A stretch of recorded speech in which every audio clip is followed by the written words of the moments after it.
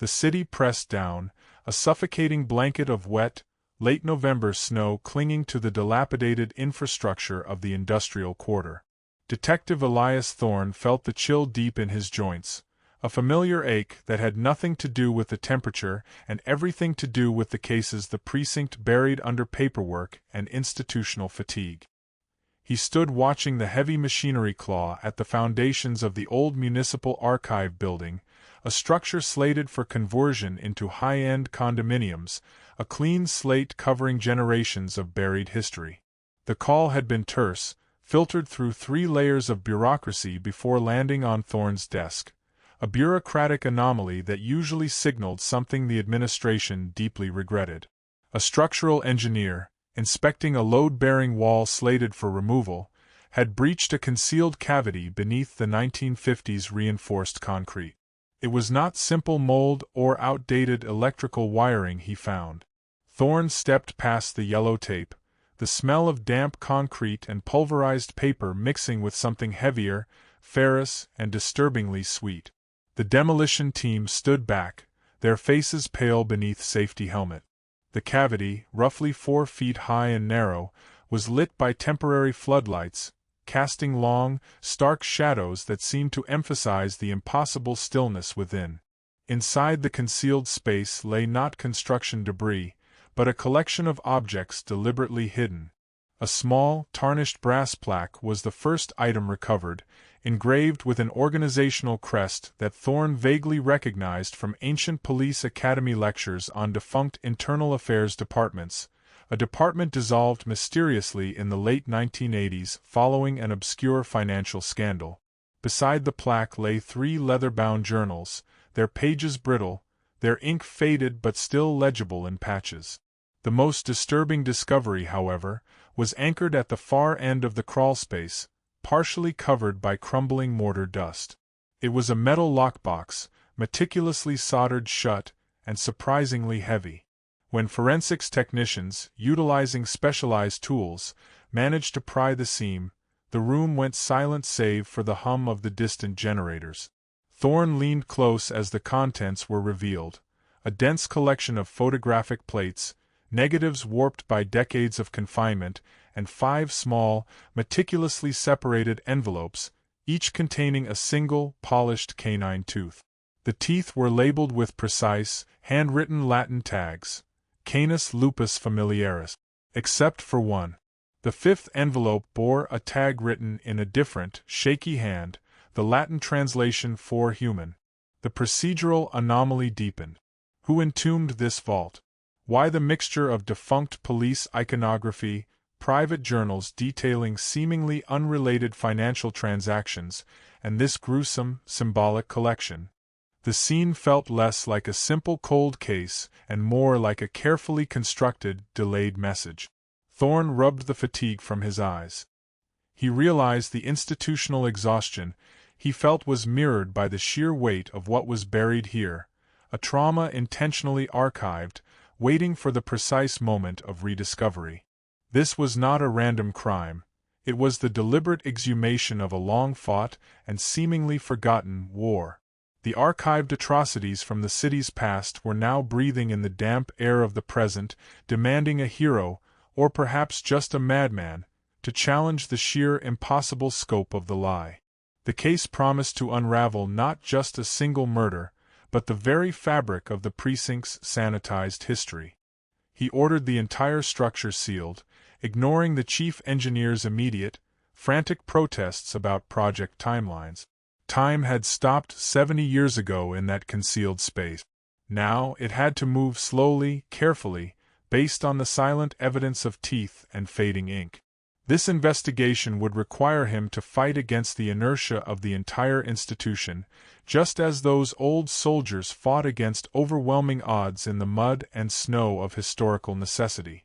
The lockbox and its contents were transported under tight security to the Central Forensic Laboratory.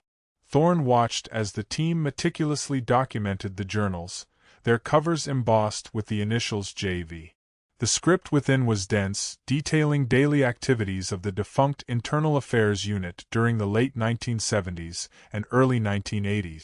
The entries chronicled routine complaints, petty theft, misuse of funds, but interspersed among them were oblique references to pacification issues in the city's struggling southern districts and notes on the removal of evidence. The language was sanitized, professional, yet chillingly devoid of empathy. The journals revealed no names of victims, only initials of officers and dates of classified internal meetings. The immediate problem became clear. The journal writer, J.V., had meticulously created a parallel, coded record of institutional brutality, intending for it to be discovered only when the original institution that created it had long forgotten its sins. The analysis of the human tooth commenced, a slow process requiring the extraction of ancient, degraded DNA. Meanwhile, pressure mounted from the deputy chief's office, demanding Thorne wrap up the archaeological dig and return the site to the developers. The institution was already erecting walls of resistance, favoring expediency over truth. Thorne focused his limited resources on cross-referencing the initials in JV's journals with active and retired police rosters. The records were fragmented, many microfiches having conveniently deteriorated over time. He found 3 living persons matching the most frequent initials mentioned by JV, all retired to quiet, isolated suburbs. One, a man named Sokol, had been a mid-level administrator within IA, known for his fastidious paperwork and quiet demeanor. Thorne dispatched a surveillance unit to Sokol's residence, a neat, small house on a cul-de-sac that screamed of anonymity and deliberate obscurity. The journals hinted strongly at a major incident, a forced disappearance following a raid gone wrong, and Sokol's entries stopped abruptly on the date of the department's dissolution. The journalist who had tagged the 5th tooth remained an enigma. The handwriting style was educated but rushed, indicating someone operating under extreme duress or time constraints. The investigation hit a dense wall of obstruction. Sokol's neighbors reported a figure similar to Thorne's own superior, Deputy Chief Hayes, visiting the elderly man's house just days before the discovery. The possibility of internal compromise amplified Thorne's sense of isolation. Then, the forensic breakthrough arrived. The degraded mitochondrial DNA sample from the human tooth offered a partial profile. Quick search of the National Missing Persons database yielded a match. A young university student named Lena Petrova reported missing in 1983. Petrova had been a budding investigative journalist, focusing her undergraduate thesis on allegations of institutional corruption and illegal civilian detainment in the southern districts, the very pacification issues JV had coded. As Thorne prepared his team to interview Sokol with the DNA confirmation, the surveillance unit reported smoke emanating from the elderly man's garage. Sokol had not waited for the knock on the door. He was found inside, having deliberately initiated an intense carbon monoxide leak, his face bearing the expression not of fear, but of profound, exhausted relief. Tucked into his shirt pocket was a folded piece of tracing paper, a crudely drawn map showing a winding path leading to a property on the city's forgotten western periphery. The weight of Sokol's self-inflicted silence pressed heavily on Thorne. He knew the man's death was an admission of guilt, or perhaps a final, desperate act of protection for his family, coerced by someone higher up. Deputy Chief Hayes, a man whose ambition was only matched by his immaculate record, watched Thorne's movements with hawk-like scrutiny, citing unnecessary expenditure on ancient, closed files. Thorne ignored the passive aggression, relying instead on the cryptic map. The suburban property indicated was a derelict farmstead, long abandoned and surrounded by overgrown wheat field. Using ground-penetrating radar, the team scanned the muddy, frozen acreage. The readings soon confirmed the journal's hidden truth and the symbolic meaning of the buried archive, a large, disturbed area of earth beneath the rotting barn floor consistent with a mass grave. Digging through the frozen topsoil was brutal, slow work, reflecting the arduousness of confronting systemic evil. When the first fragments of clothing and bone began to appear, Thorne realized the true cost of the IA unit's pacification.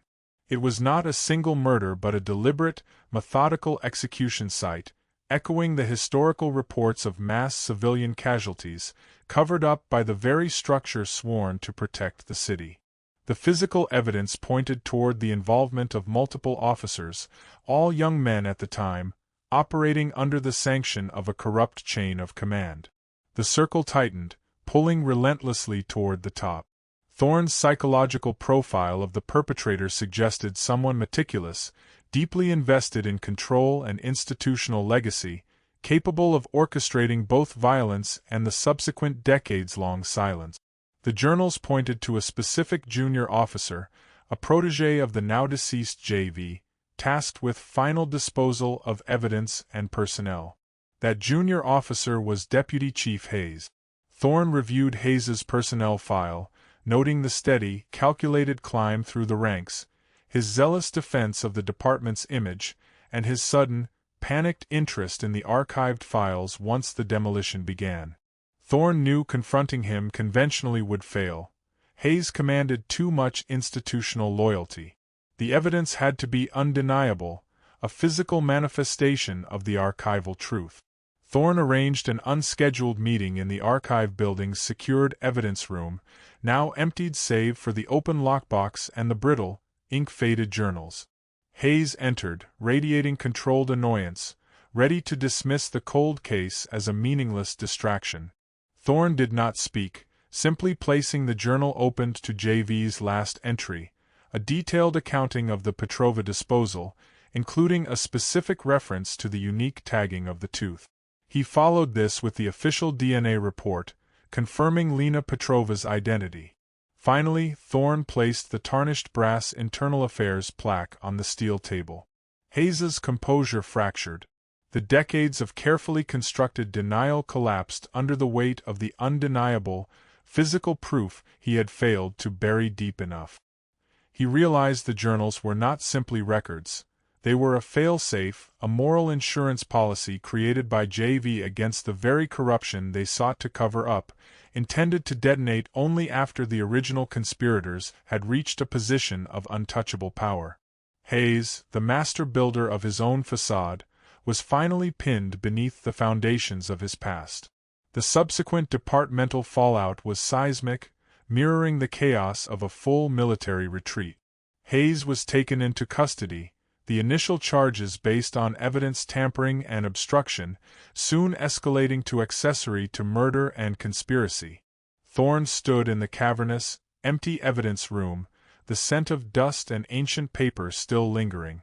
He had secured the truth, but the victory felt heavy, stained by the moral cost. The press, initially critical of the police investigation, now hailed him as a reluctant hero, a title he immediately rejected. He ordered the lockbox and the journals securely catalogued within the new, legitimate archives, ensuring the institutional memory could no longer be erased.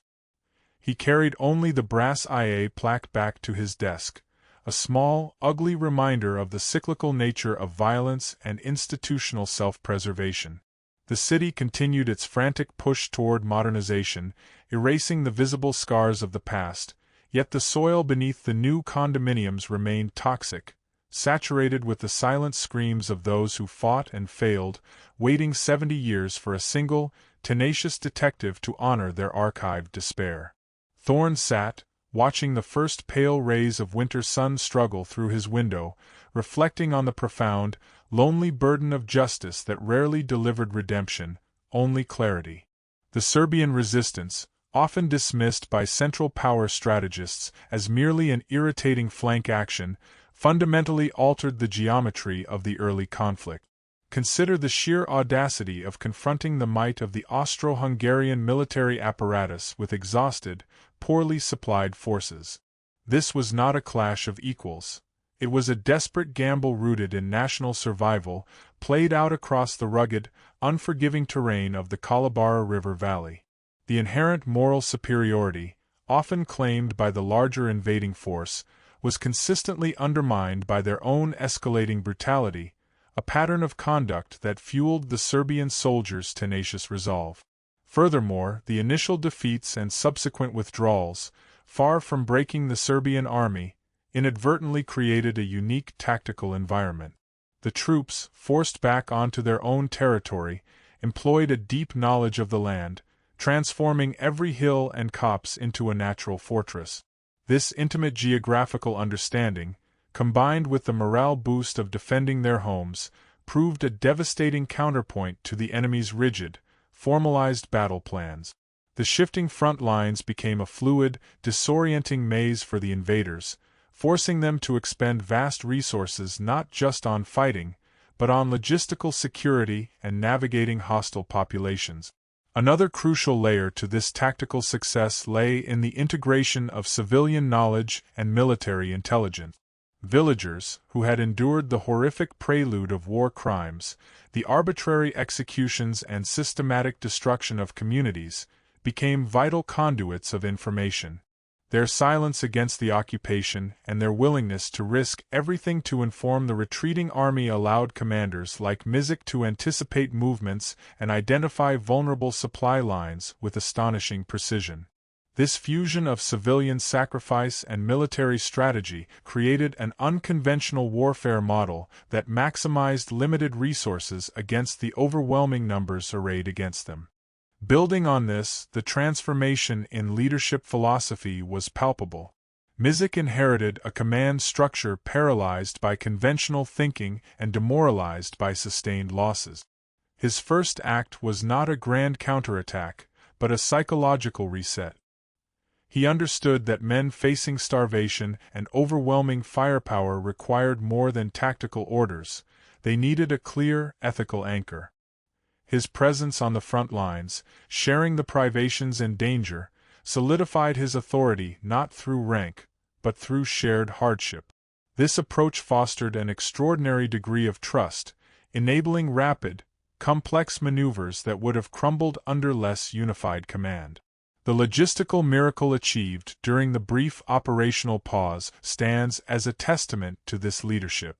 Faced with rampant disease, critical ammunition shortages, and exhausted troops, Mizik's administration implemented swift, draconian measures for reorganization and resupply.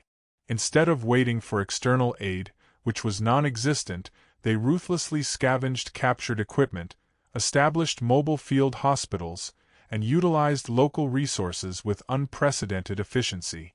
This internal mobilization, fueled by the imperative to survive, allowed the depleted forces to regroup and rearm in time for the decisive counteroffensive, a feat of organizational resilience often overlooked in the grand sweep of the war's narrative. Consequently, the Battle of Kolubara became a masterpiece of asymmetrical warfare.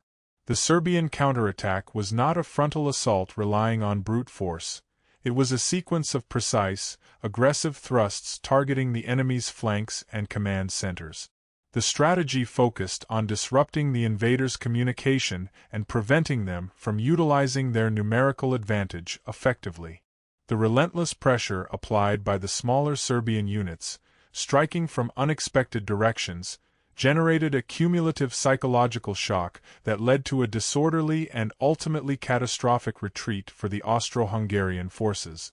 The river valley, initially the scene of profound despair, was ultimately consecrated by one of the most unexpected tactical victories of the entire war, demonstrating that moral courage, when expertly guided, could momentarily eclipse even the heaviest industrial war machine.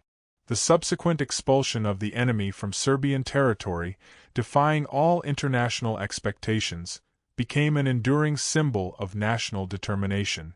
The sheer scale of the historical narrative, initially focused on the frozen hellscape of the Balkan front, now refracts through a much narrower lens, the quiet, chilling precision of institutional memory. Reflecting on this journey so far, one discerns a powerful confluence where grand military spectacle bleeds inevitably into the granular horror of systemic cover-up. The initial confrontation between a vast, industrialized empire and a fiercely resisting nation, symbolized by the legendary defiance of its commander, sets a profound standard for moral tenacity. Yet, that external battle for survival seems to have birthed an internal, shadow conflict, a decades-long war waged not against a foreign invader, but against truth itself, fought by those sworn to uphold order.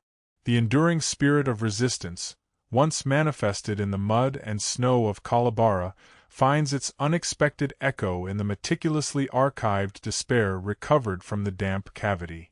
We have traversed the decades separating those desperate 1914 maneuvers and the cold silence of a self-administered police justice system, realizing that the mechanisms of denial often outlive the men who first set them in motion.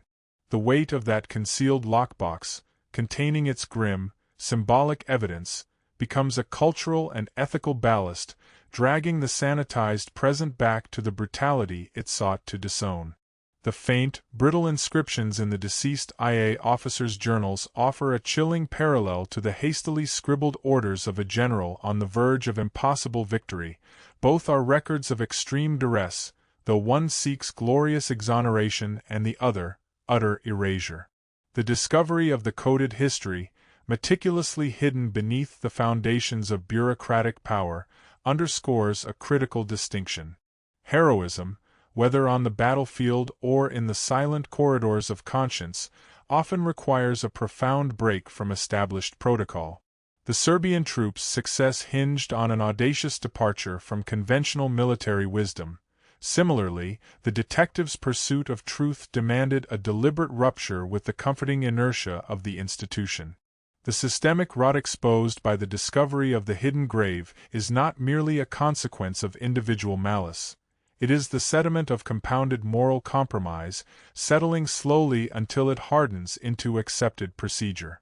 One feels the shift in gravity as the investigation moved from the passive evidence of the past, the journals and the artifacts, to the kinetic reality of the present, culminating in the desperate silence of a disgraced official's last act. That dramatic, final gesture of self-imposed oblivion acts as a dark mirror to the heroic self-sacrifice witnessed on the historical battlefield. Both ends speak to an overwhelming pressure, one endured to secure the survival of a nation, the other imposed to protect a secret that threatened the integrity of an entire modern administration. The confrontation with the deputy chief, cornered not by overwhelming force but by the simple, undeniable presence of physical evidence, completes the circle. The evidence, unearthed from its decades-long entombment, functioned as a psychological mine, detonating the protective layers of institutional self-deception and forcing an inescapable reckoning. We are left to contemplate the fragile boundary between the courage required to face an external enemy and the deeper, often more painful courage needed to face internal corruption. The journey from the vast open spaces of the war-torn landscape to the confined, pressurized space of the evidence room reveals how deeply the roots of historical trauma extend, weaving through generations of civic life. The victory secured a century ago was one of national identity. The victory achieved now is one of institutional integrity, purchased at a profound personal and professional cost.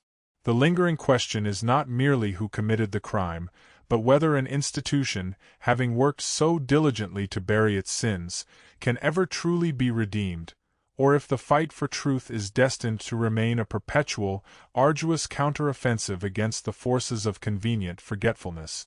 The rain had ceased, leaving the city air washed clean, yet heavy with the metallic scent of thawing earth. Detective Thorne remained in the precinct's deep quiet, long after the formal reports had been filed and the disgraced deputy chief had been processed. The professional satisfaction of dismantling a decades-old conspiracy was tempered by the realization of the immense, almost geological effort required to force the truth to the surface.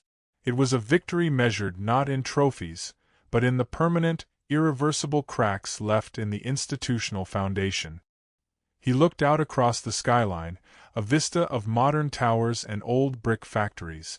The initial fight, the one waged on the rugged plains a century ago, demanded a singular, explosive commitment, raw courage against overwhelming military might.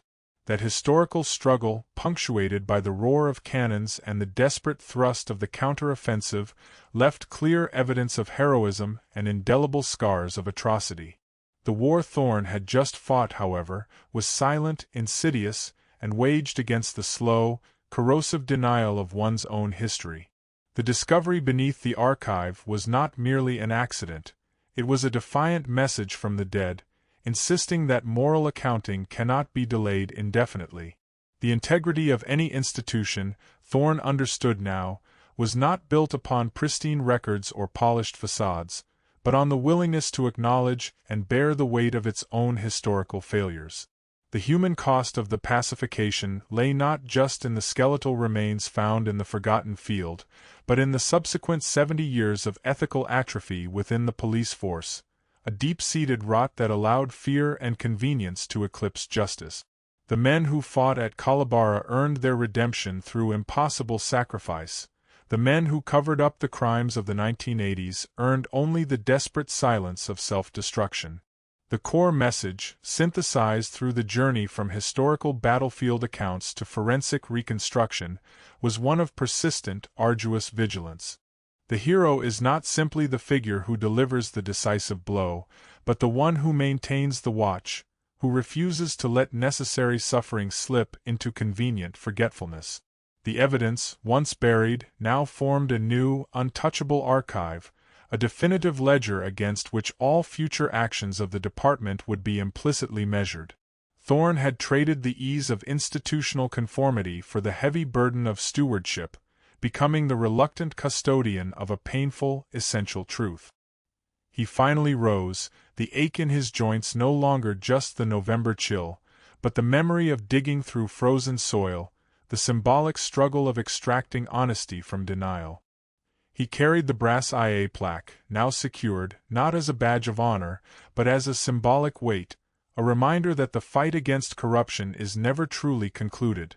It merely moves from the public square into the quiet, complex terrain of human memory and conscience. The greatest resistance is often the persistence required to keep the dead counted, the records straight, and the inherent, brutal cost of violence perpetually in view. The city moved on, erecting new glass towers, but the roots of its history, fertilized by both sacrifice and atrocity, remained deep, demanding perpetual, honest attention.